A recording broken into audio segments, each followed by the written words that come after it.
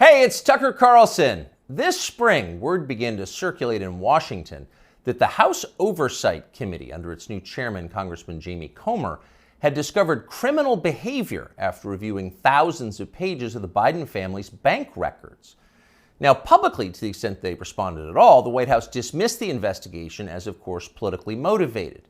In any case, irrelevant. Hunter Biden was an adult, so his business dealings had nothing at all to do with his father, in this case, the President of the United States.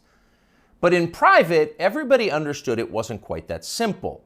There has long been overwhelming evidence that Joe and Hunter Biden's financial lives are not separate at all, but deeply intertwined. On Hunter Biden's laptop, there's a suggestion that the two of them even at one point shared a bank account. And of course, Hunter Biden wrote himself that he kicked back cash from his foreign business deals to his father. He wrote that bitterly.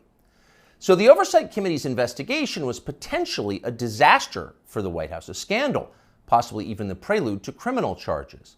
So in order to get ahead of all of that, Joe Biden's handlers did the one thing they could do. They set up an MSNBC interview to preemptively whitewash whatever Jamie Comer might find. Here's the result of that. This aired on May 5th. Sir, there is something personal that's affecting you. Your son, while there's no ties to you, could be charged by your Department of Justice. How will that impact your presidency? First of all, my son's done nothing wrong. I trust him. I have faith in him. And it impacts my presidency by making me feel proud of him. Okay, time for the master class. For free, you can audit it. Here it goes. Sir, showing appropriate respect, says the shill, there is something personal that's affecting you. Note the wording. Personal, not of public concern, nothing law enforcement might be interested in, but personal, a sad family tragedy. That's the framing. And then this, a sentence choreographed to the letter.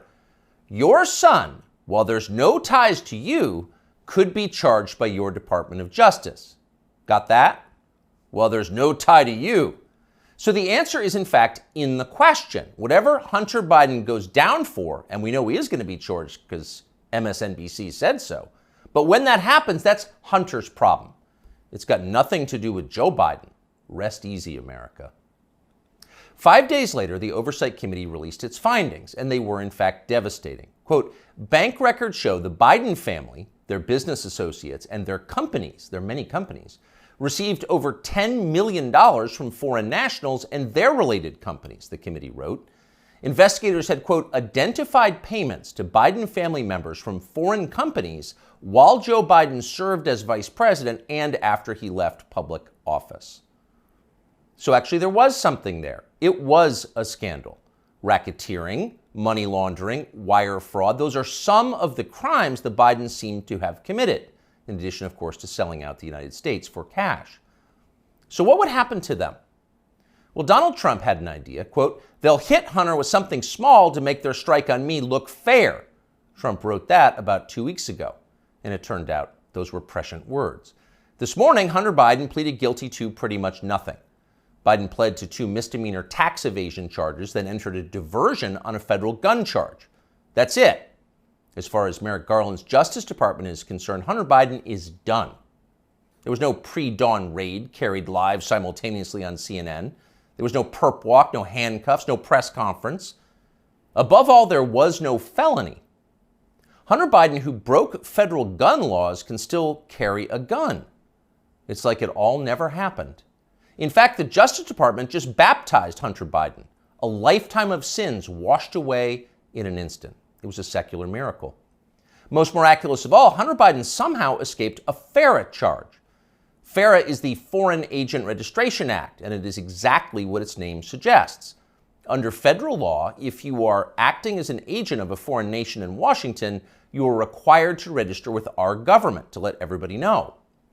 Well, for decades, pretty much nobody in Washington did register under FARA, and precisely no one was ever prosecuted for it.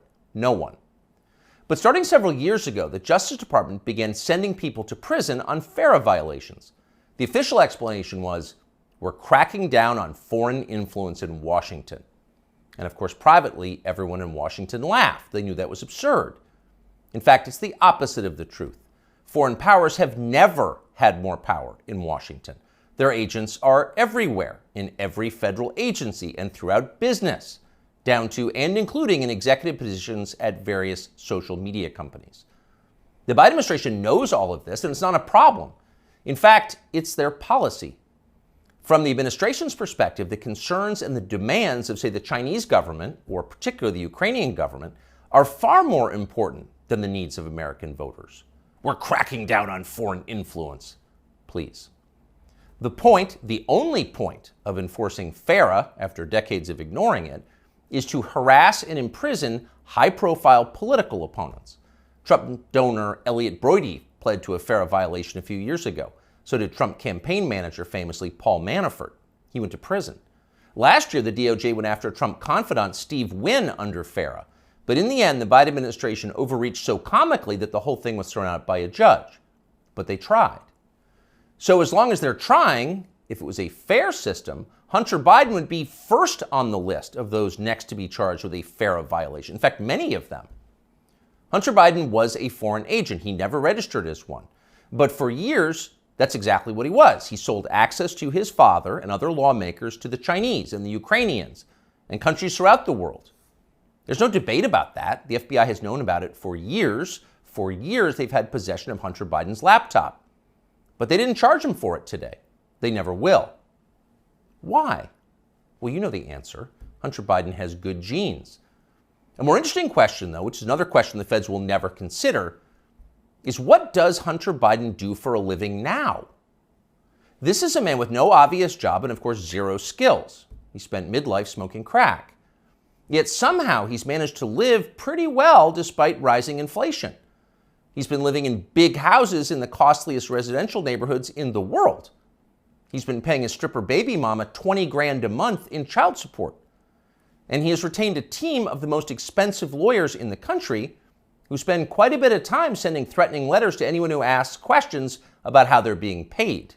We can confirm that firsthand. So again, what does Hunter Biden do for work? That's a fair question, and tonight we have the answer.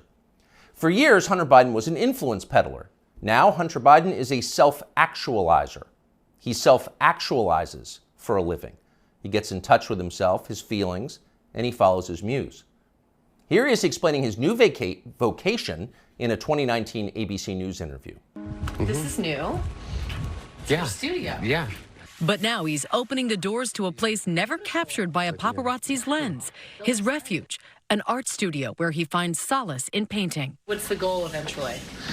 No goal. That's the perfect part about it. It's just, it literally keeps me sane. His refuge, far from the paparazzi's lens. In other words, we're not the paparazzi, we're ABC News. What's the goal of this? Your refuge. There's no goal, he says, grinning with those fake teeth. It just keeps me sane. But actually, there was a goal. And if you didn't know what a virtuous person Hunter Biden was, you might think it looked a lot like money laundering. 2 years after that interview, Hunter Biden was selling prints of his art. And to be clear, just the prints, not the, quote, art itself, but effectively photocopies of it for $75,000 a pop. Apparently, Hunter Biden moved 5 of these repros in just days. That's $375,000 in less than a week for signing copies of your fake art. As for the paintings themselves, childish self-indulgent blots, those sold for $500,000 apiece. So the question is, who bought them and why? It'd be interesting to know. There's a story there for sure, but of course we have no right to know. There's no public policy implication. It's not like Hunter Biden's finances have anything to do with his father's finances. Meanwhile, once his father did become president, corporate publisher Simon & Schuster lined up as well to pay Hunter Biden's bills. According to news reports, Simon & Schuster gave Hunter Biden millions of dollars for his highly selective account of his wholly unaccomplished life. And then the publisher lined up brainless celebrity endorsers like Dave Eggers and Stephen King to promote it. King, who apparently will say anything if it helps the party, called Hunter Biden's silly manuscript a, quote, harrowing and compulsively readable memoir. And then Stephen King described Hunter Biden himself as beautiful. Needless to say, the book sold miserably, but Hunter Biden got to keep the millions, and that was the point. And so on. This kind of thing apparently happened a lot. Again, there seems to be a story here, and we think it's probably worth learning a lot more about it and bringing it to you. In the coming weeks, we will. In the meantime, though, the question is, what can we learn from Hunter Biden's plea deal today? First off, the obvious. For the children of the people in charge, there are no penalties. There are only upsides. They're princelings. They can do what they want. You are not. Therefore, you can't. So don't get any ideas about cheating on your taxes or violating federal gun laws unless you want to celebrate next year's Father's Day through the glass in the visitor's room. The rules definitely apply to you, including rules you don't yet know exist. But there is also a deeper lesson here, a more disturbing one. What we're watching through Hunter Biden's life and through the Biden administration, now entering its third year, is the total inversion of virtue. What was once considered admirable is now derided as stupid, if not racist. That would include achievement, intelligence, honesty, self-control, humility. Those are features of the old America. Those were yesterday's virtues. They are gone. In their place, all that we once considered contemptible and repulsive, we're told to worship that now. Here's a small example, but we think a revealing one.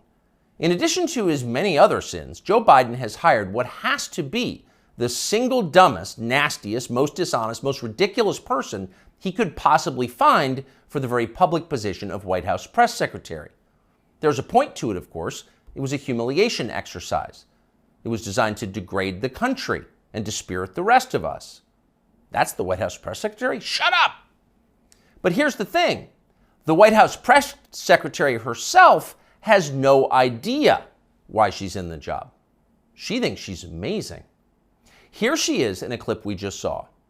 A year in this role, there's been a couple of things that has made me incredibly proud. Many things that made me incredibly proud to be at that podium during this historic moment. Again, this is a historic administration. I'm a historic figure, and I certainly walk in history every day.